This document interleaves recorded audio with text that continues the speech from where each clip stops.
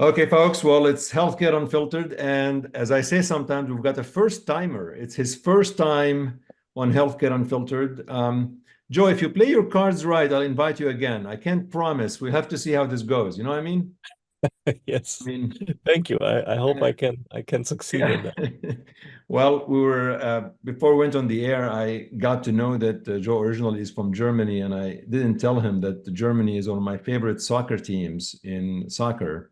And I still think it was a handball in the Euro Cup with Spain. I don't know if you watched the game, but it is what it is. So, Joe, welcome to the show. Appreciate you taking time out of your busy schedule. Thank you.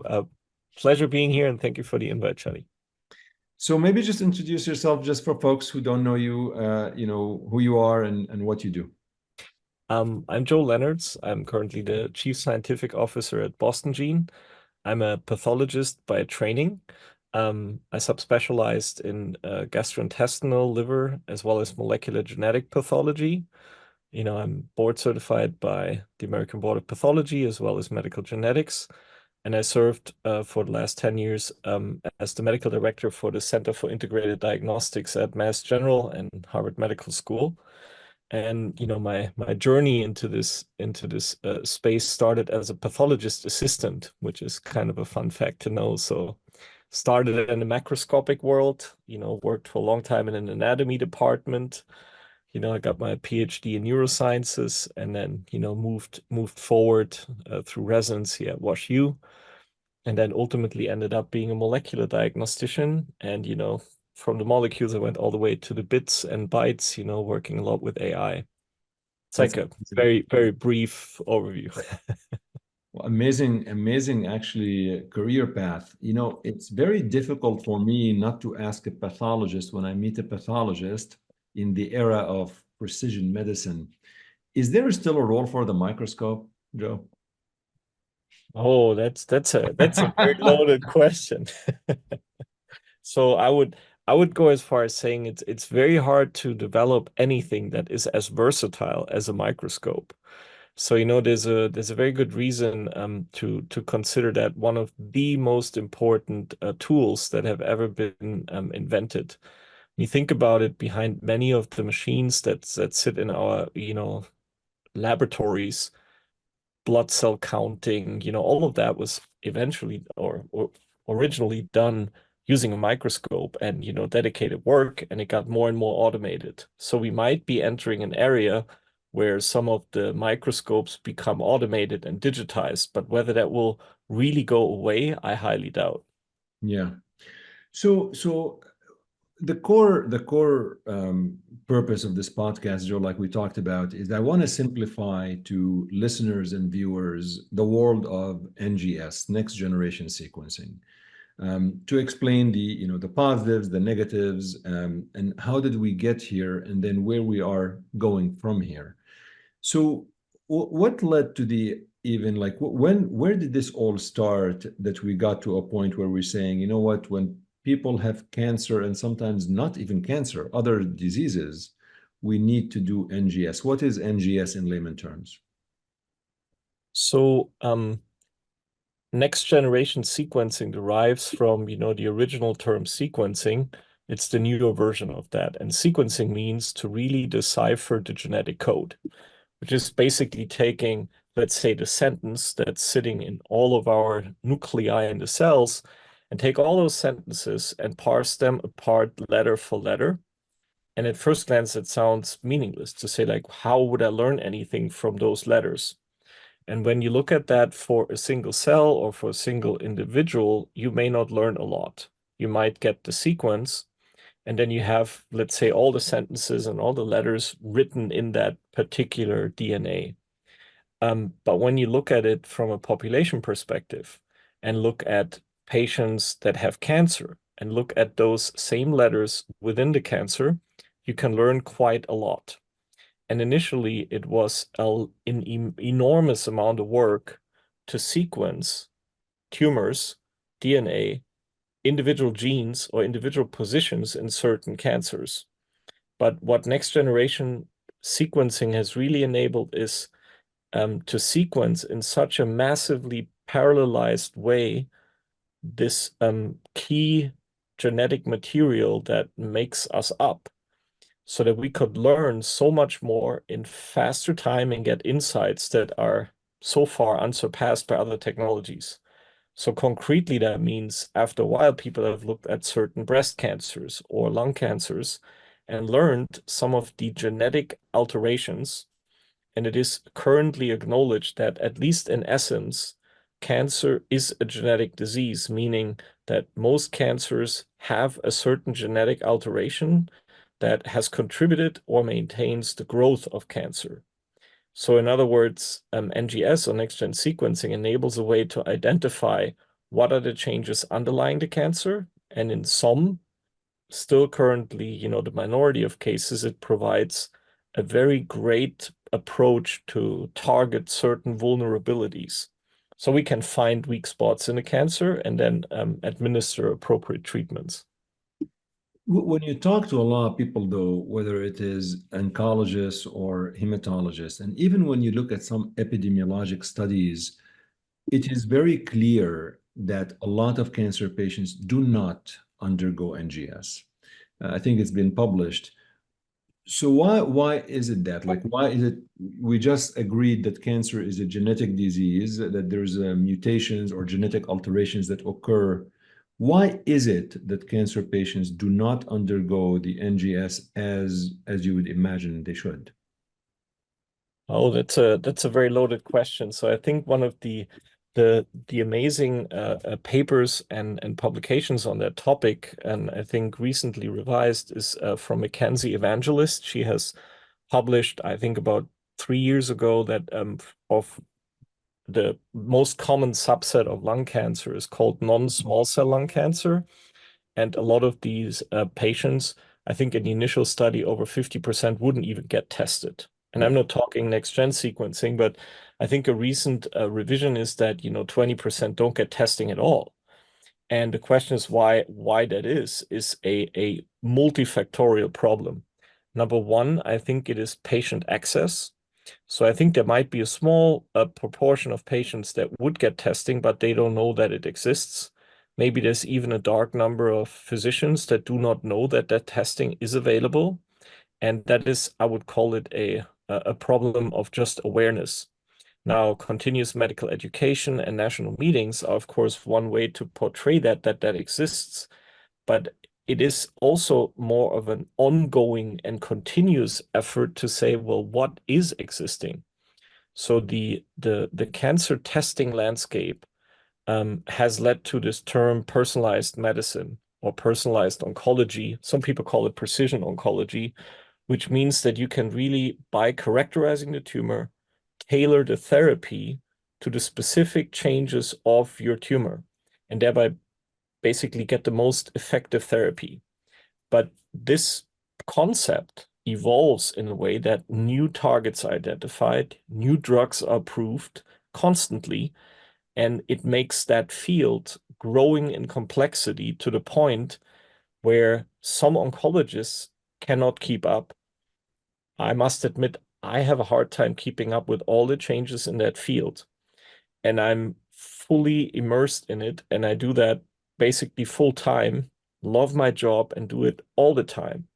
But if you imagine you're a busy oncologist, you have a certain number of minutes to see each patient, you write your notes, and then, once you come home at night, you're supposed to understand what a new molecular diagnostic test can do for a subset of, let's say, triple negative breast cancer patients on second line therapy. And then, of course, with diagnostic tests, there's very nuanced aspects. Is this test better? How is this working? And of course, if you would be um, equipped with infinite time, you would say, I want to really dive into that, and I could understand it. But simply by time constraints, it is very, very tough. So, second reason for why not everyone gets all the appropriate tests is, I would say, access problem due to just a time constraint of busy practitioners to really apply all the available technologies in the most meaningful fashion. And then there's a few other things that people say, there might be different socioeconomic factors, there might be insurance issues. There's a concern by oncologists that my patient might get a large medical bill that, and then usually, there might be no findings, but the patient would still get a bill, and there's concerns about, of course, health equity, etc. But I think those are some of the main reasons. So right now, NGS is being used for treatment selection when you identify genetic alteration. There's a drug that is available against that genetic alteration. There are some folks out there who would contend and say, okay, we understand the concept. The reality is we either find genetic alterations that there are no drugs for it, I mean, so why am I doing this? Or the drugs available are not approved for it in that particular indication. And there has been some papers published out there to suggest that really when you do NGS, you probably altering treatment in the minority of patients, because that's really what you get with. Have you heard that claim, or like any thoughts about this? Is this a barrier? Because what am I going to do with the information that I have with the 20-page report if I don't have a drug to use against this particular drug alteration? Absolutely. I think that is a valid concern, and it is something that is too rarely emphasized like you just did. And I think I concur.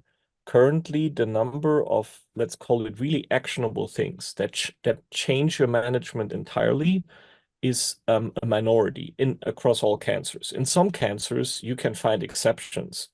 And, in, let's say, lung cancer and breast cancer, certain biomarkers, right, which are indicators that say, look, you should give this therapy rather than that. They have been fairly established and you can use those. But then there are other cancers where we're basically walking blind, and the value added by next-gen sequencing might not be as high as commonly portrayed. And I concur with that. Now, the utility or the usefulness, or let's call it the value added, is, however, a little bit more diverse than it might seem. So I give you a few examples. So some changes that we identify might indicate that the diagnosis was not right. So there's certain findings that often occur in just specific subsets of cancers. And then you find them and go, wow, but we thought this is a breast cancer, but let's say we see a finding that is commonly seen in lung cancer. And I just give you an example, some rare soft tissue tumor of the bone called an osteosarcoma. We find an ALK rearrangement, which is very common in lung cancer. And we go, what does that mean? Might this be lung cancer? And it was just hiding like a chameleon as a bone cancer. Or in reverse, is this a soft tissue tumor of the bone with an alteration like lung cancer, implying, will this tumor respond to the same treatment as in lung cancer? And I think that's the part that you're trying to address, where it becomes a little bit uncertain. So some of the findings might not be definitive. So the first example, it might actually require that you change the diagnosis. And that happens actually quite frequently, about 3 to 5%. Again, just a minority. But in 3 to 5%, I think molecular testing can change the entire treatment pathway. Previously, you thought it was a melanoma, but it turned out to be a colorectal cancer. And there's completely different treatment options. Or, like I said before, you might identify something. While it won't change the diagnosis, it might give you, and that's of course a little bit experimental, the option of treating something that is an approved therapy in another cancer for very rare indications. So if you take all these slices of the pie, I think we reached the so-called or old school clinical utility level of, it's definitely over 10%. And previously the rule was, if you test, 10 patients and 1 in 10 will have a benefit from the test, it was considered useful. And I think we definitely reached that barrier. So we're not there to say in 90% of patients we find something, but we definitely are in the 10 to 20 to 25% range where we can identify, actionable markers that would inform treatment. And for that particular individual, I mean, yes, we can say 10% or 15%, but frankly, for that patient, it's 100%. I mean, for that patient, you change the Right. trajectory of the entire therapy. So I could totally appreciate that. So obviously NGS is being used for selecting treatment in certain situation. And then you just mentioned diagnosis. That's really very interesting. You know, diagnosis, one element. Number two, treatment selection. We hear a lot about MRD, minimal residual disease, a lot about, and I mean, so my ask of you is to I did a lot of lymphoma, like your colleague Nathan, and so MRD in hematologic malignancy has been going on forever. So I feel solid tumor people start being jealous of us in hematology, and they talk about MRD. Let's talk about MRD in solid tumors. And what's your view into where NGS fits in the world of MRD, if any? Mhm. So the minimal residual disease terminology, I think, derived from a specific leukemia where you identified one, let's call it a fingerprint of that tumor. And then you look for traces of that fingerprint and you can track it over time and use it sort of as a marker of disease activity. So it might go up or down over time and you give treatment, and it might go down, then you leave out treatment, might come back up.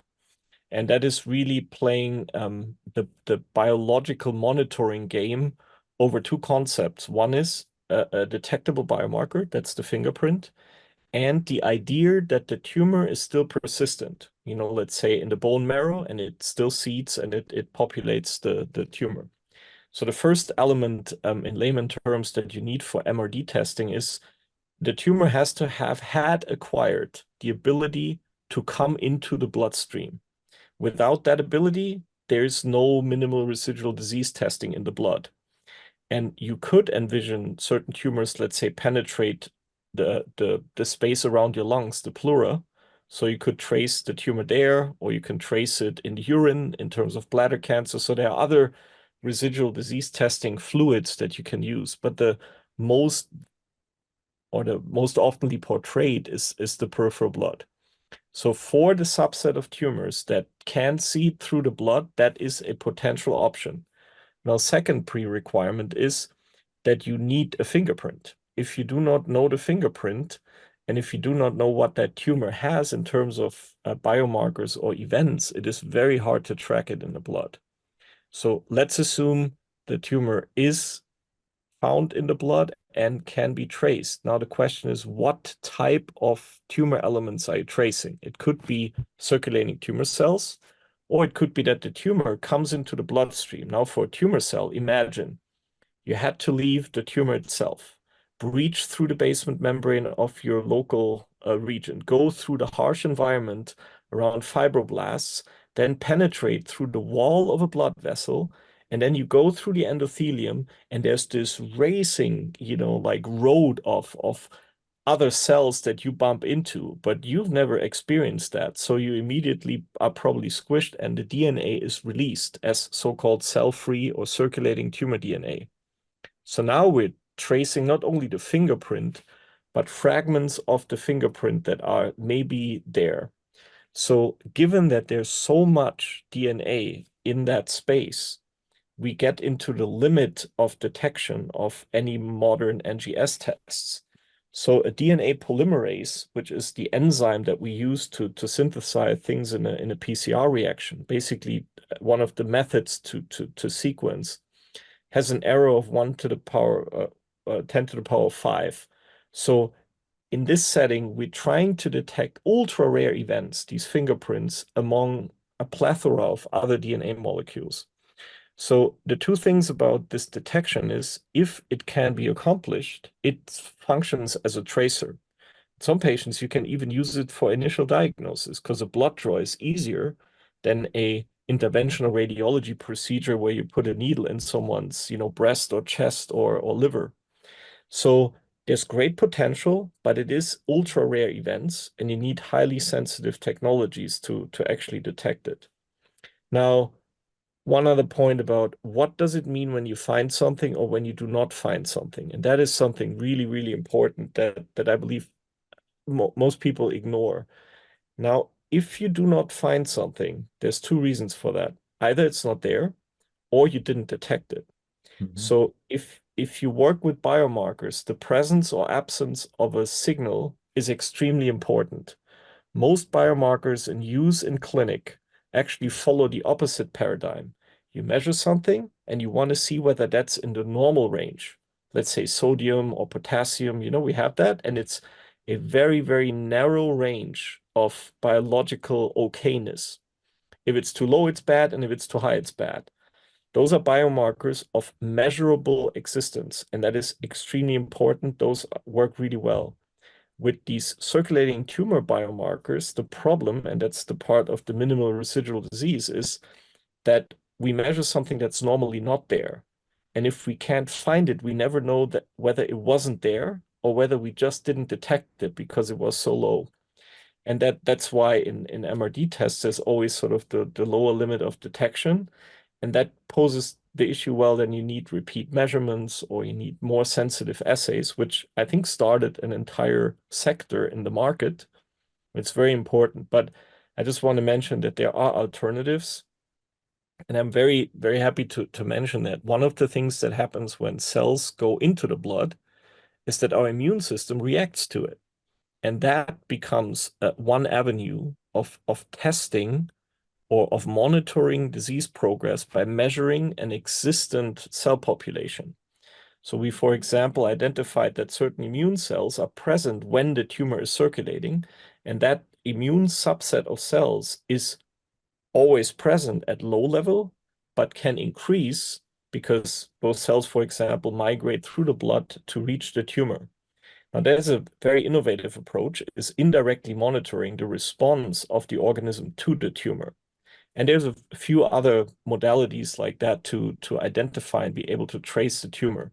So in other words, it is a emerging field, very tricky, and you have to take some of the classic lab medicine paradigms into account when assessing whether technology works or not. That's interesting. What you mentioned is that there's almost like a surrogate to the MRD by looking at the immune microenvironment type of thing of the tissue, what you're saying, right? I mean, but but but essentially, they may not be tissue, right? Because I mean, it's really so you're looking at the MRD, you're looking at the immune environment where, like, somebody had, like, let's say, colon cancer, had resected the colon cancer, is taken out, there's no tissue anymore. And how do you use that correlation if there's no actual tissue? Yeah, so the interesting thing is that, and this was published recently in Cancer Cell, the last author is Mike Goldberg. Happy to share that if you Yeah. want to post it. But the ability to characterize peripheral immune cells has been largely ignored. And I know immunologists have solved this in the 70s and 80s because a complete blood count is not actually complete. It Right. is providing lymphocytes. It gives you a lymphocyte count, whether it's 2,000 or 12,000, but it doesn't tell you the subset of regulatory T cells or CD4, CD8 cells. Now, in the tumor microenvironment, the current research state and let's call it wave of immuno-oncology has fired up a strong interest in characterizing the immune cells that go into the tumor. Now, one thing that our team has done, and Mike Goldberg realizes, well, they have to get somehow to the tumor, and those are the cells that shift from the bone marrow through the blood into the tumor. So can we monitor that? Yes, we can. And thereby it is becoming an emerging technology where you characterize those cells. Now, the sub-characterization you have to, of course, group somehow and make it understandable so that physicians can read it. So it came up with a five-tiered signature. It looks kind of like an equalizer on an old stereo. And in certain tumors you see, more of the bass, and in others you see more of the treble. And that is a way to monitor that. Now, can we apply this to minimal residual disease tracking? That's part of the actively ongoing research. But it overcomes this barrier of being able to actively monitor a system that's always there. So Yeah. we can overcome the issue of if we don't find something that might not mean anything, but we know it's within normal range. Yeah. Gets a little bit closer to like, the clinical paradigm. It's amazing. I mean, it's really, like you said, it's an evolving field. I mean, one thing we know for sure about MRD, that if you have MRD positivity, or you are able to measure, I like what you're saying, because sometimes if you don't measure it, the assay may not be sensitive enough. But if you Correct. measure the MRD and it's there, we know for sure that your prognosis is going to be worse than somebody who had immeasurable MRD. But what Correct. we don't know, Joe, is, and I think we still don't know, is whether doing anything early is going to make a difference. Do you have thoughts on this? Like, like, there's one thing by telling a patient where if your MRD measurable, the prognosis is worse, but maybe I don't need to do anything for the next 2 years. And during those 2 years, what we benefit from is that maybe there's new therapies, new things going on, and what's going on in that world of when you detect MRD? Do you feel we know what we're going to do with the information? I think the not knowing is, of course, worse than knowing, because the question is whether we can change outcomes. Right. So I think the question that you're asking is, have there been, let's call it prospective interventional trials where the detectability of minimal residual disease was used to trigger, let's say, more intensified treatment schemes? I think in large abstraction, I think there are some studies out there that have started looking into this, but the problem is when transferring a prognostic to a predictive biomarker, it comes with a lot of strings attached. Prognostic, you can do that retrospectively, but predictive biomarkers, you would really need to be sure that you expose a patient to more intensified therapy. I might bring up one issue that is concerning with that as well. The endpoint might be overall survival, and that might be longer, and it might, let's say, classify that. But at the same time, those more intensive treatment schemes also come with side effects, potential for severe adverse events. So in terms of the probability of actually affecting at the larger scale, better outcomes, longer survival, as well as, let's say, good quality of life. I think we can learn from a lot of the earlier stage studies, meaning the resectable cancers with neoadjuvant treatment or adjuvant chemotherapy. And I'm, using some of the gene signature approaches. There's multiple tools like Oncotype DX, EndoPredict, MammaPrint.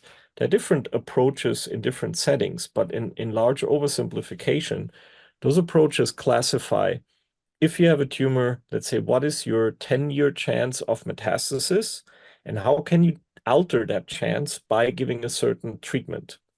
So as we try to understand minimal residual disease, one of the key elements would be how to design these, let's call it treatment pathways. Is it 6 months? Is it 12 months?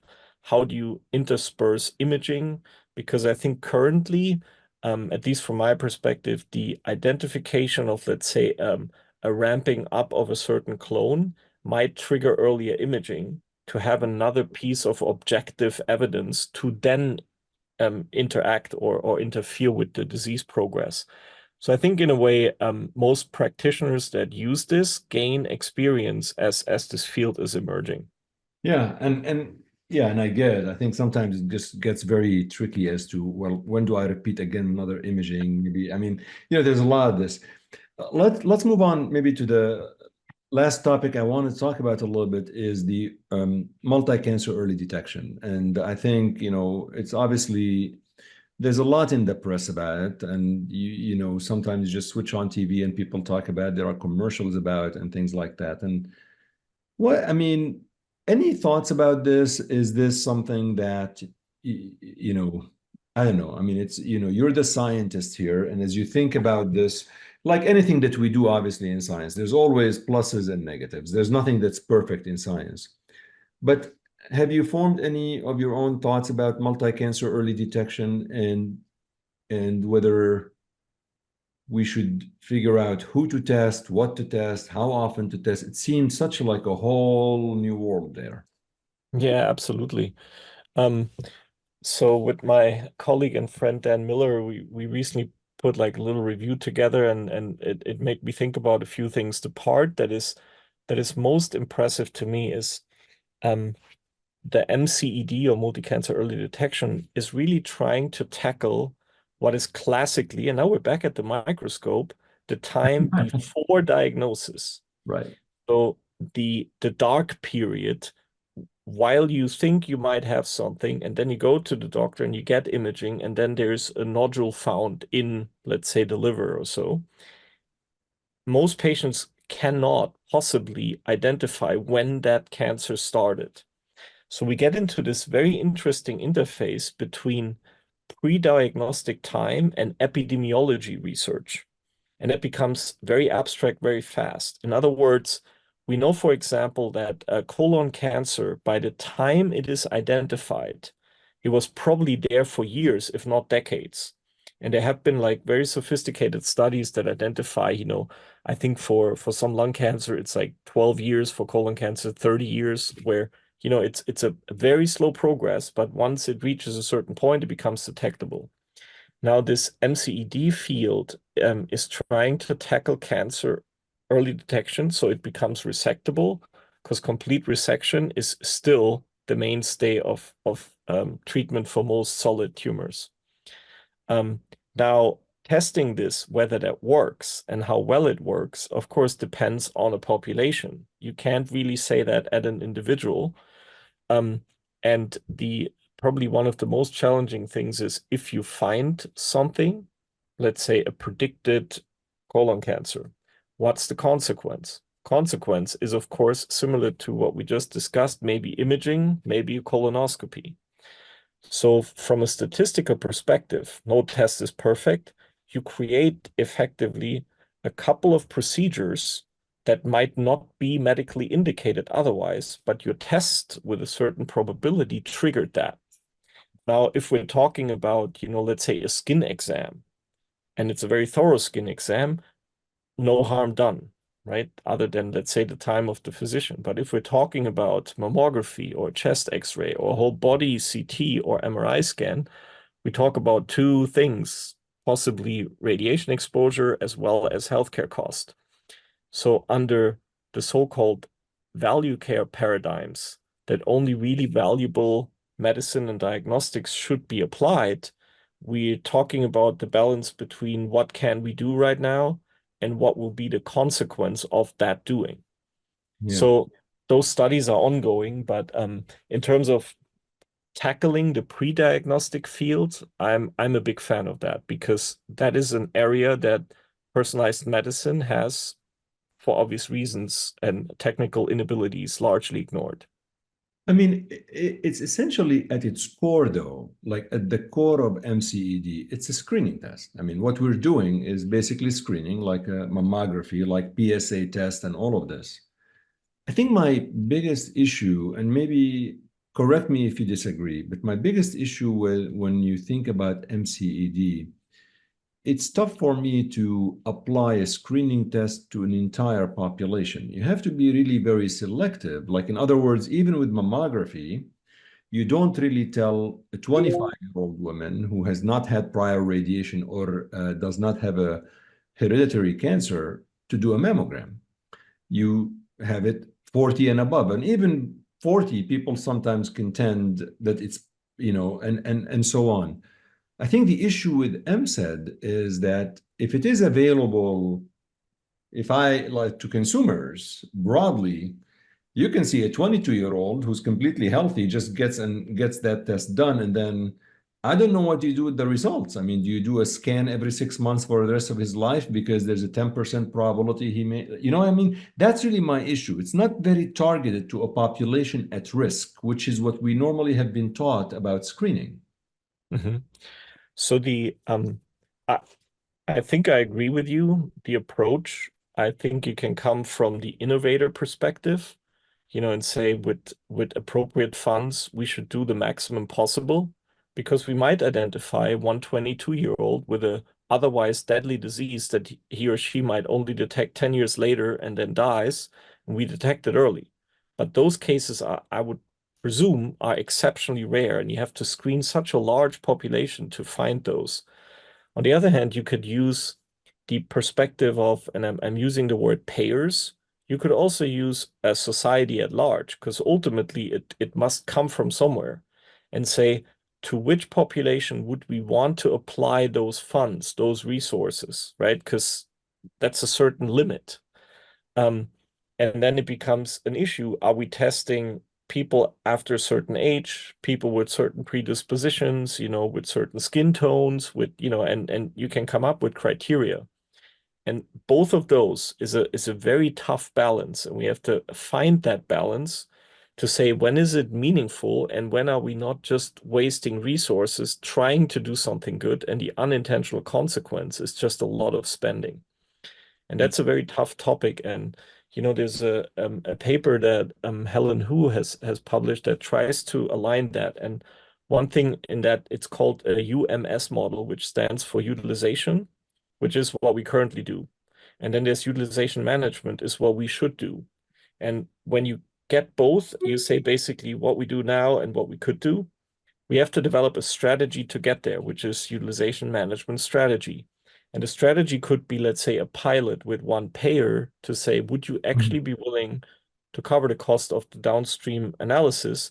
And then we look at the data and then we collaboratively decide, should we actually do this and apply it, in your example, to 22-year-olds, or should we, model the data by age, model the data by other factors?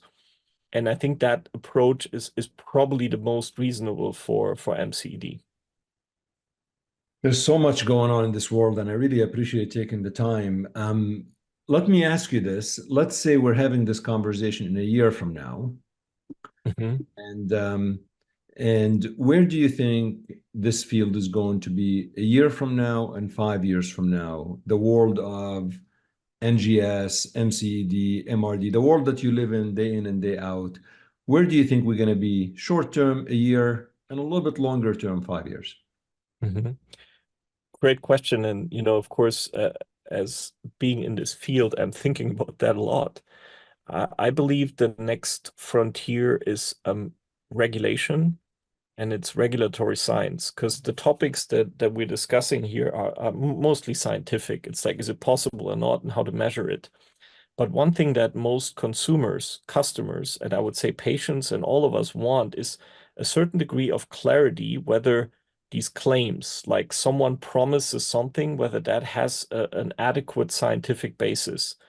And, similar to, let's say, automatically parking cars, we hope that that automatically parking car does not run over a child. And someone must think about appropriate safeguards or guardrails. Like, we all fly airplanes, and the FAA has very strict rules about it. We have traffic lights, and we have rules about basically every single aspect of our daily life that we often forget and think it's all free will and we can do whatever we want. That's not true. And I believe that in a year from now, we will probably have seen that the regulation around some of these cutting edge technologies, including payer policies, government regulation, the FDA, CMS, the Department of Health and Human Services, they will, in the interest of all of us, have to step in and provide certain guardrails. And then, going out a little bit further, I believe that that will be an intricate part of innovation. I really think that that is innovation by itself is, it's very fun and cool to, let's say, publish papers and develop something that works once. But to move it from that proof of principle, let's say a study or a trial, all the way into clinical practice will rely more and more on regulatory paradigms that I believe many researchers are currently ignoring.